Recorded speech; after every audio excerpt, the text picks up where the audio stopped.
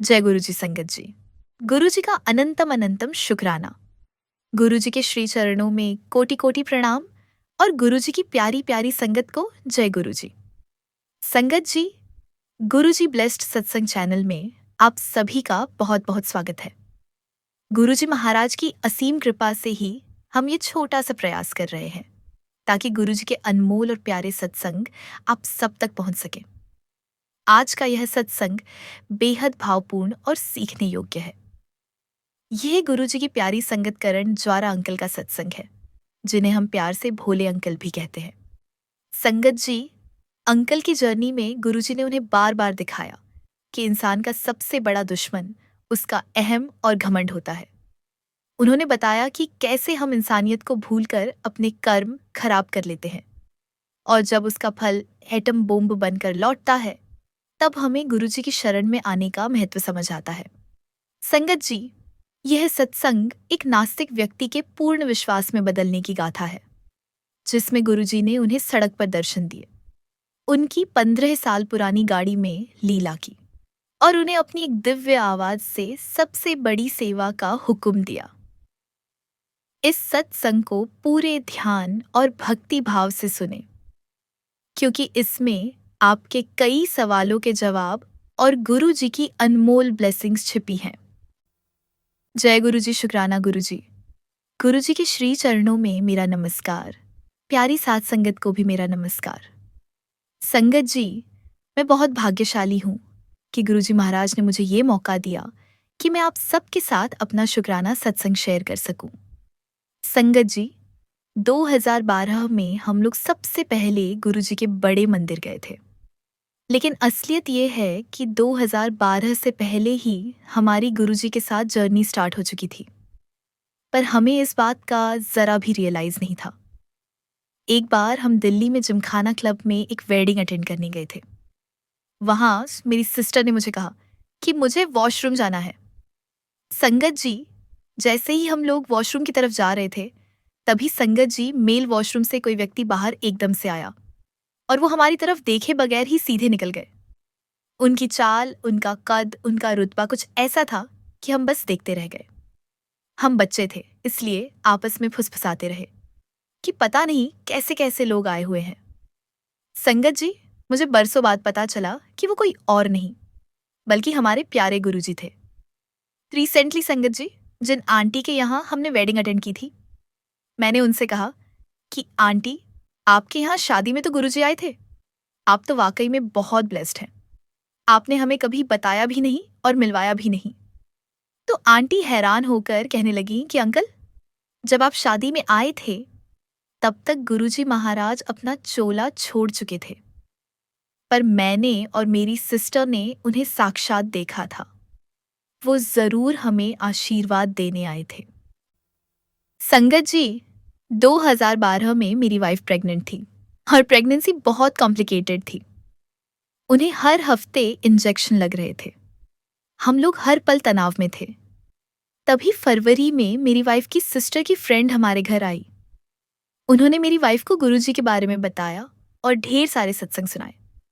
मेरी पत्नी ने मुझसे कहा कि मैं आपसे कुछ मांगूंगी, आप प्लीज मुझे मना मत करना। जब मैंने गुरुजी का फोटोग्राफ देखा तो मेरा रिएक्शन बहुत अजीब था। मैंने नास्तिकता के घमंड में कहा कि ये कौन, ये गंजा।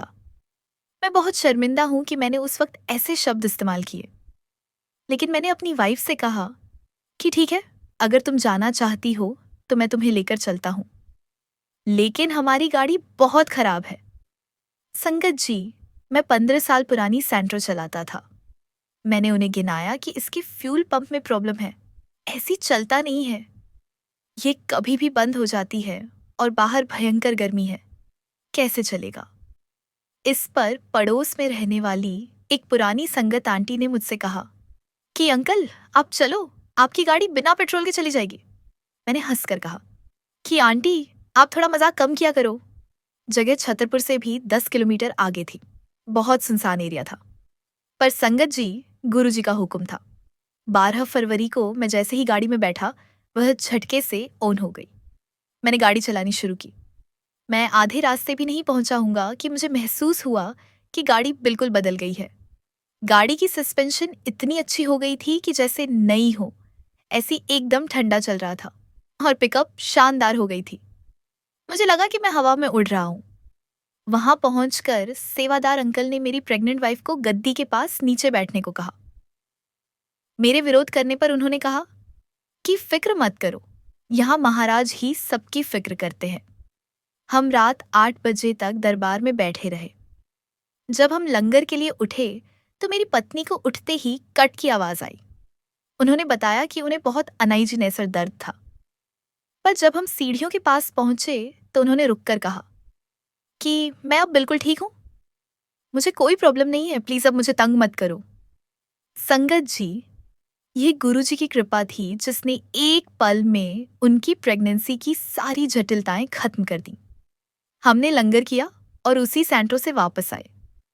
पड़ोस वाली आंटी ने मुस्कुराकर कहा कि देखा, मैंने कहा था ना गाड़ी खराब नहीं होगी। मैंने भी मन में सोचा कि अब गाड़ी इतनी अच्छी चल रही है, मैं आराम से ऑफिस जाऊंगा। संगत जी, मैं घर आया, सबको ड्रॉप किया और गाड़ी बंद करके सोने चला गया। सुबह जब मैंने गाड़ी ऑन करने की कोशिश की तो गाड़ी पूरी तरीके से डेड थी। चाबी अंदर घूम रही थी पर सेल्फ की आवाज भी नहीं थी। मैं हैरान होकर ऊपर आया और नाराजगी से कहा कि आप लोग मुझे कहाँ लेकर गए थे? देखो, मेरी गाड़ी भी स्टार्ट नहीं हो रही। संगत जी, ये गुरुजी की लीला थी। उन्होंने मुझे वहां तक पहुंचाया, मुझे ब्लेस किया, मेरी सेवा पूरी करवाई और उसके बाद उस पुरानी गाड़ी को हमेशा के लिए पार्टी रिलीज दे दी। किसी ने मेरी उस डेड गाड़ी के 35,000 लगाए।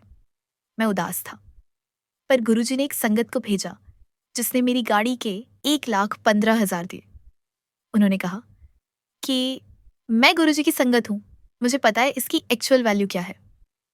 और संगत जी, ये वही अमाउंट था जो मुझे अपनी नई वाइट स्विफ्ट डिजायर के लिए डाउन पेमेंट करना था, जिसकी बुकिंग के बाद भी लंबी वेटिंग चल रही थी। मेरी पत्नी ने गुरुजी से अरदास की थी कि अगर अगली कार आए तो सफेद डिजायर हो और उसके पीछे गुरुजी लिखा हो। संगत जी, गुरुजी ने फोन करवाया और अगले ही दिन मेरी वाइट डिजायर मेरे पास थी। एक बार तेज गाड़ी चलाते समय बंगला साहिब के पास एक बुजुर्ग आंटी सामने आ गई। मैंने जोर से ब्रेक लगाई।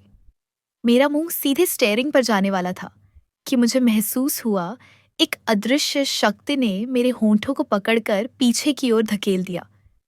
मेरी गर्दन पीछे की ओर खिंच गई और मैं बाल बाल बचा।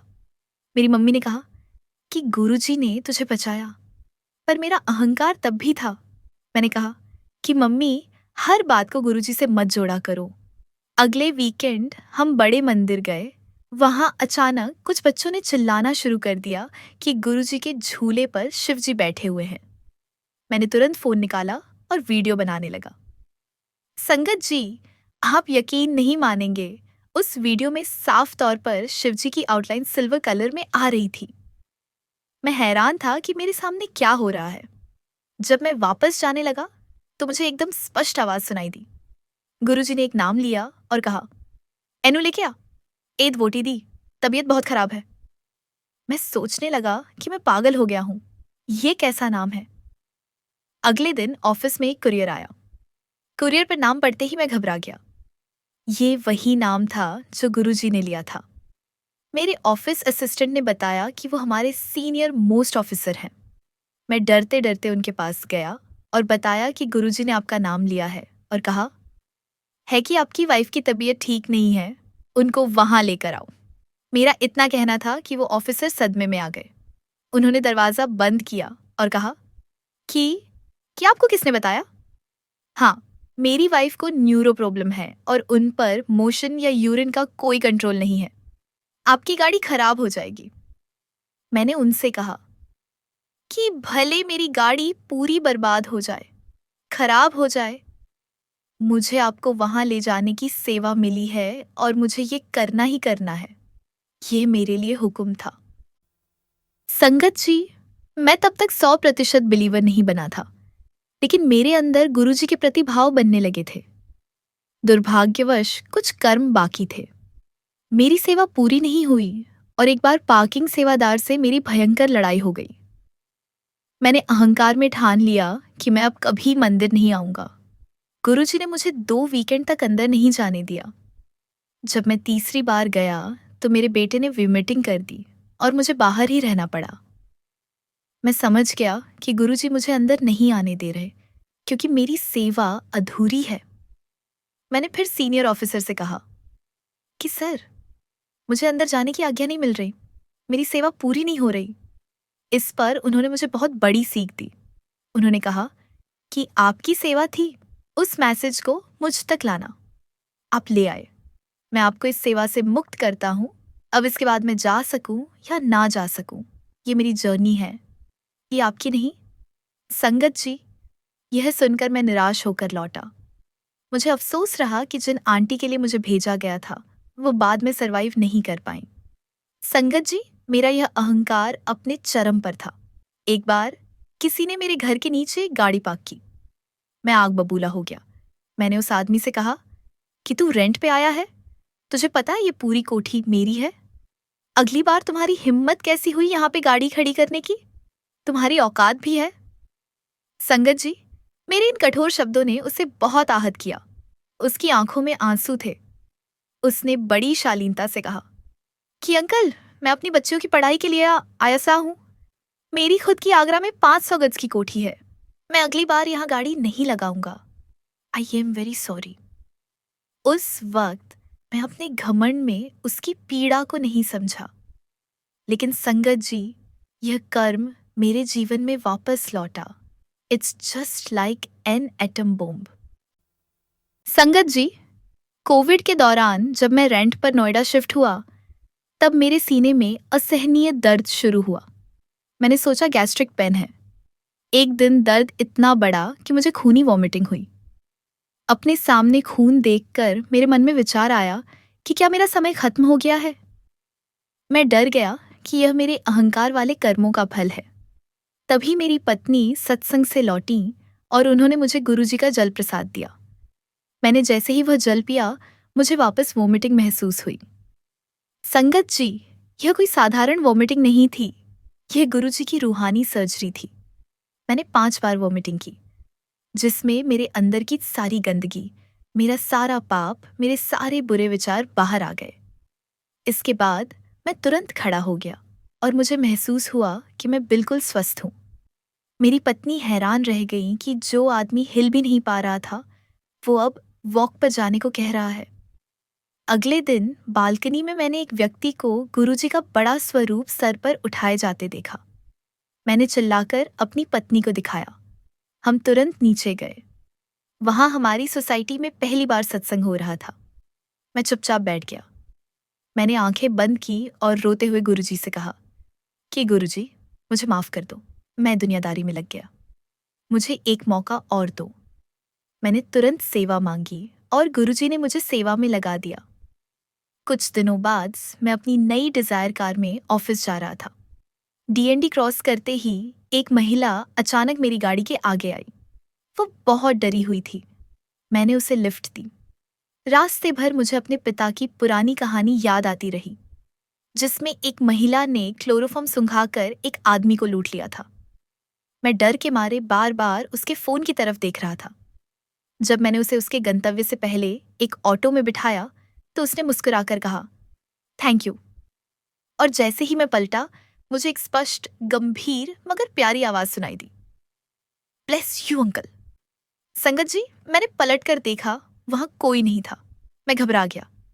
कार में बैठा, दरवाजा बंद किया और सामने के शीशे पर मैंने देखा। वहां ओम का निशान बन गया था, जैसे किसी ने भाप से बनाया हो। मैं समझ गया, गुरुजी खुद मुझे दर्शन देने आए थे। मैं उस ओम को कभी मिटने नहीं देता था। एक बार जब मैं गाड़ी सर्विसिंग के लिए ले गया तो सर्विस करने वाले आदमी ने अहंकार से कहा कि सर, ये ओम तो मैं मिटा दूंगा, मैं इसे शाम को फोन करके मिटा दूंगा। मैं नाराज हुआ पर मैंने जाने दिया। शाम को उसने फोन किया और कहा कि सर, आ जाओ, ओम मिट गया आपका, अब दोबारा नहीं आएगा। मैं उदास मन से वहां पहुंचा। सच में ओम मिट चुका था, पर जैसे ही मैं बूम बैरियर के पास पहुंचा जहां से गेट पास मिलता है, मेरी नजर फिर शीशे पर पड़ी। संगत जी, आप यकीन नहीं करेंगे, 2 सेकंड में वहां दोबारा ओम बन गया। मैंने तुरंत गाड़ी रोकी और चिल्लाकर उसे बुलाया। मैंने उसका हाथ पकड़कर कहा कि अगर तूने मेरे गुरु को दोबारा टेस्ट किया ना, तो मुझसे बुरा कोई नहीं होगा। तूने जो करना था किया, अब ये कभी नहीं मिटेगा। कुछ महीने बाद वही आदमी मेरी गाड़ी की सर्विस करने आया। वह शांत था, मुस्कुरा रहा था। उसने मुझसे कहा कि सर, आपने ना जिंदगी बना दी है। मैं पहले सिर्फ दारू और गलत कामों में पैसा लुटाता था। आपने मुझे उस मंदिर का रास्ता दिखाया। मैं गया और मुझे इतनी शांति मिली है कि अब मैंने ड्रिंक छोड़ दी है, नॉनवेज छोड़ दिया है और मैं गुरुजी का ध्यान करता हूँ। उसने मेरे बिल में से 8,600 रुपये कम कर दिए और कहा कि सर, ये एक्चुअल बिल है, मैं पहले एक्स्ट्रा लेता था। I am sorry.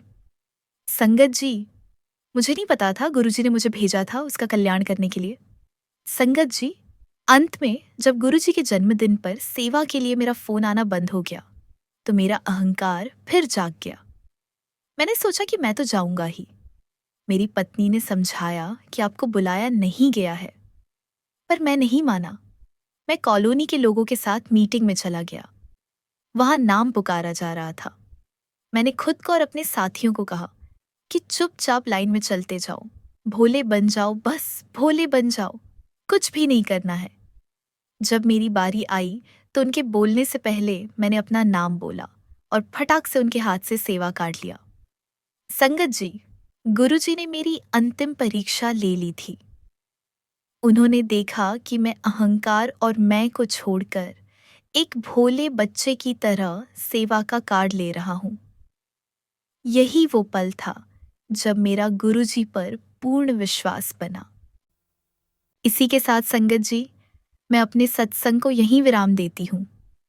जय गुरुजी, शुक्राना गुरुजी, अनंतम अनंतम शुक्राना गुरुजी।